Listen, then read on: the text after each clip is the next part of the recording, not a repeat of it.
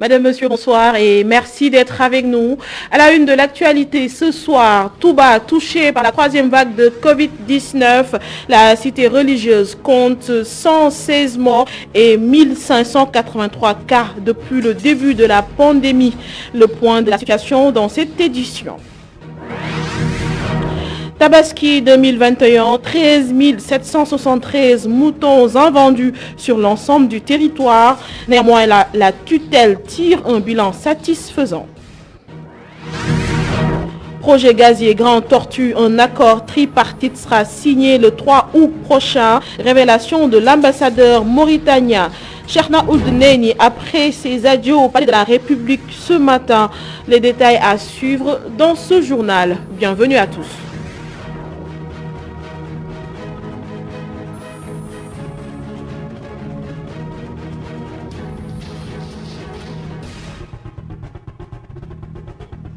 Parlons d'abord de la modification du code pénal. Le Conseil constitutionnel rejette le recours de l'opposition parlementaire. Une révélation du député Cheikh Bamba Dièye qui a reçu la notification.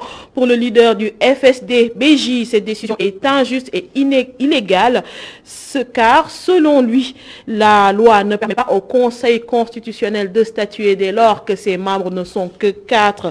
Voici Cheikh Bamba Dièye joint par Migui Maram Ndiaye. Je viens juste de recevoir la notification du Conseil constitutionnel qui rejette notre recours.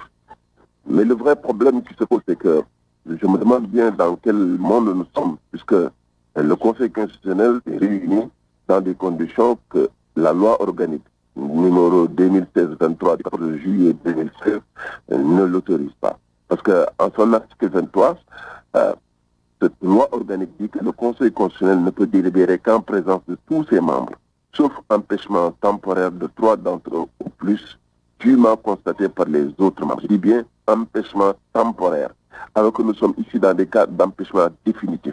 Si nous des membres du Conseil constitutionnel temporairement empêchés et le président, le vice-président assure son idée. En cas de partage des voix, celle du président est prépondérante. Aujourd'hui, nous sommes dans un pays qui est devenu complètement fou, où ceux qui doivent défendre la Constitution, la légalité constitutionnelle sont les premiers à le fouler au pied. Cette loi est une loi organique et en son article 23 nous dit que le Conseil constitutionnel ne peut prendre aucune décision dès l'instant qu'ils ne sont que 4 et qu'il manque 3 personnes pour pouvoir les mettre dans des conditions pour pouvoir statuer sur les cas qui leur sont soumis.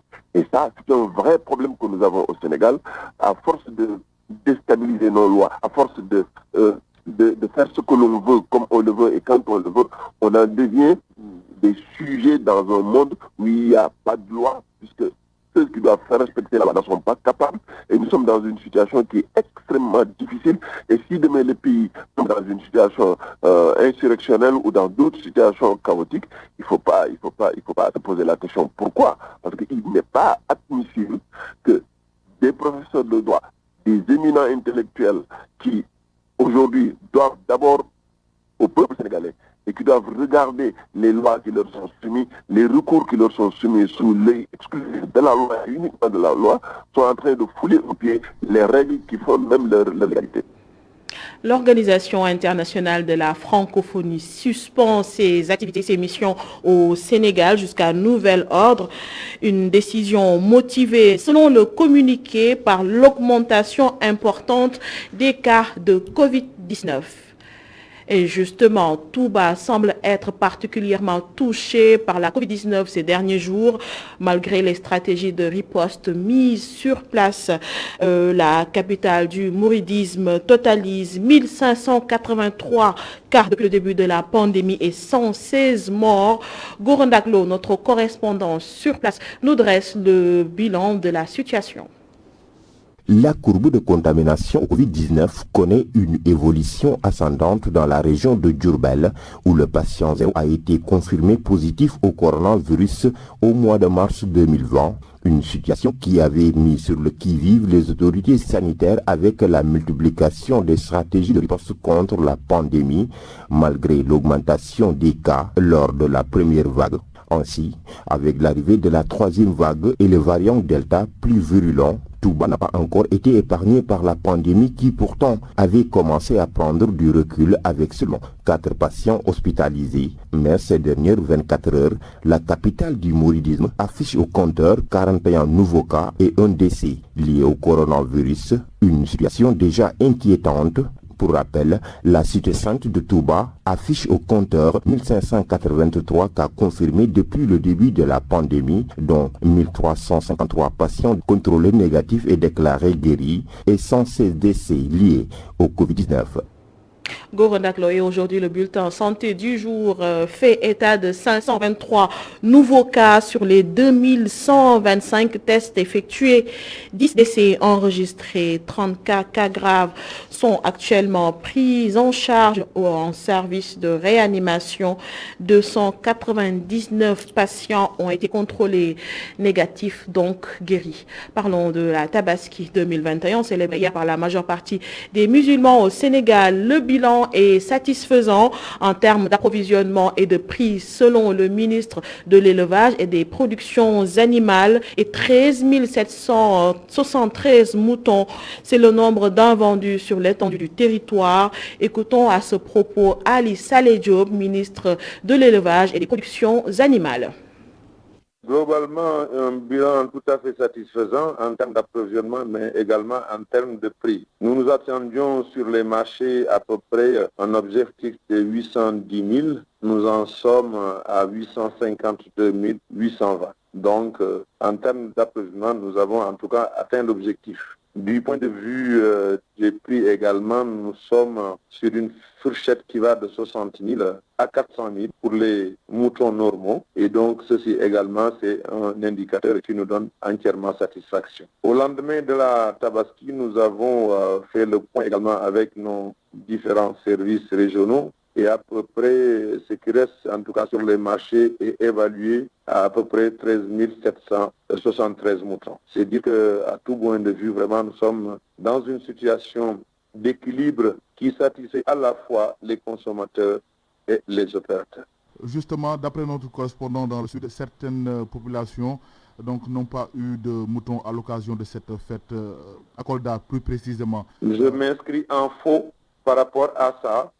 Moi, je parle sur la base de données factuelles. Nous avons un dispositif extrêmement robuste de partage des informations dans nos différents marchés qui sont au nombre de 209, dont 67 marchés quotidiens, 109 marchés hebdomadaires et les 33 points de vente dans la région de Dakar.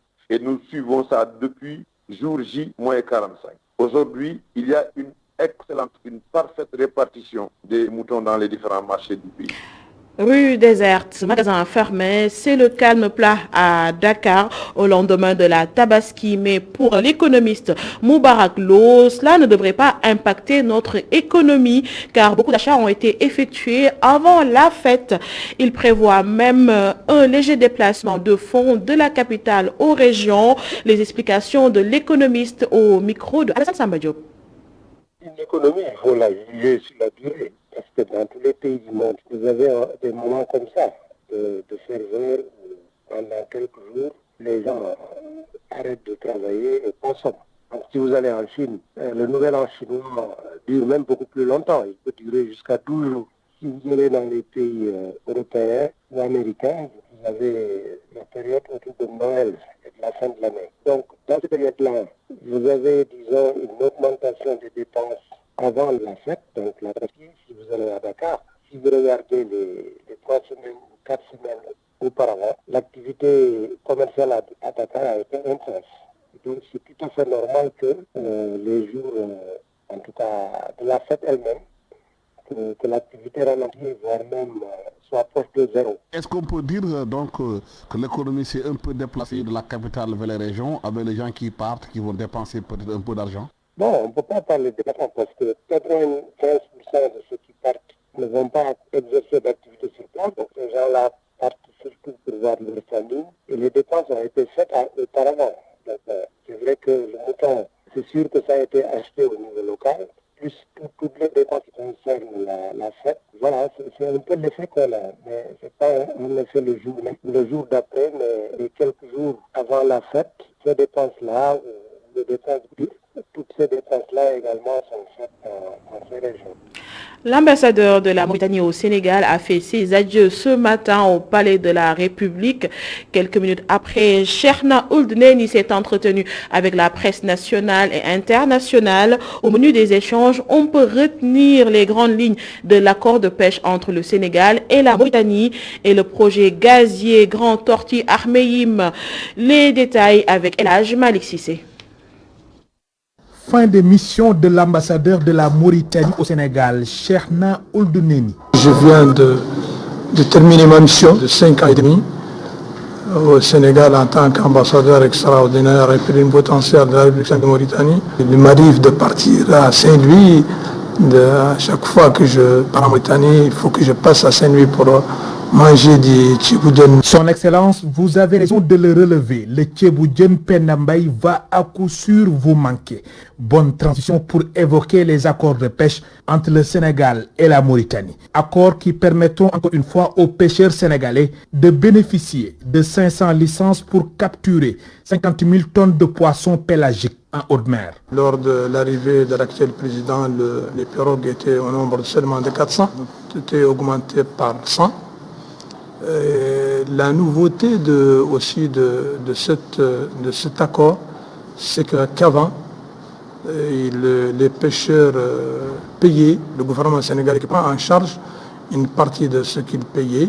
C'est pour exactement 50 000 tonnes de poissons sur l'année. Pour cette fois-ci, donc cette taxe a été complètement effacée. Ils ne payent plus rien. Concernant le projet gazier Grand Tortue Ahmeyim GTA, un accord tripartite est attendu le 3 août prochain. Cheikhna Ould Neni ne doute point de l'exploitation équitable du projet. L'exploitation est proche. Le 3 août 2021 verra la signature d'un accord tripartite entre la Mauritanie, le Sénégal et British Petroleum à bord du navire de la marine mauritanienne à Nouakchott. C'est un projet qui, à mon avis, sera bénéfique. Cheikhna Ould Neni, qui est désormais le représentant de la Mauritanie à l'UNESCO en France, vient d'être élevé au grade de commandeur de l'Ordre national du Lion par le président de la République du Sénégal. Le Sénégal n'est pas à l'abri de ce qui se passe ailleurs avec Pegasus, ce logiciel espion utilisé pour être au courant des moindres faits et gestes des journalistes et autres personnalités politiques. Mais pour le cas de notre pays, le niveau de la démocratie fait que l'expert en technologie de l'information et de la communication, Alex Corentin, doute qu'on fasse recours à ce logiciel. Il est interrogé par Antoine Diouf.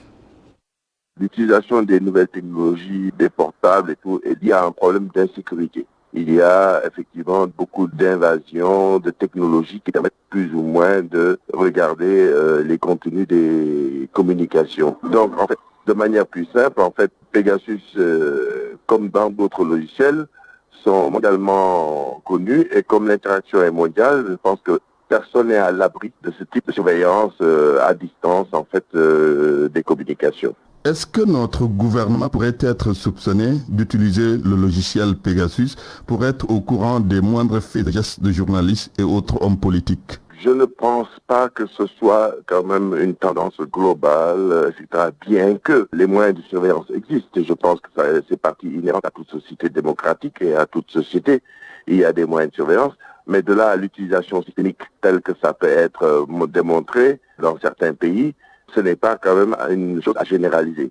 Je pense qu'il y a des moyens technologiques qui sont à la disposition des États et qui peuvent l'utiliser dans le cadre de la préservation de la sécurité nationale. Mais de là à systématiser, je pense quand même que c'est un débat qu'il ne faut pas trop engager. Parce que d'autant plus que ces technologies nécessitent des moyens très importants et des compétences technologiques qui sont extrêmement pointues. Rien que dans le cas de Pegasus, si vous avez bien suivi l'actualité, c'est une société israélienne qui est pratiquement leader dans le monde et qui offre ses services à des États. Alors, bien sûr, cela nécessite des moyens considérables qui sont mis à la disposition de cette société. L'ancienne députée Awa Diop repose désormais au cimetière de Diokoul à Rufisque. La classe politique et quelques anonymes ont tenu à accompagner la présidente nationale des femmes du Parti démocratique sénégalais PDS jusqu'à sa dernière demeure.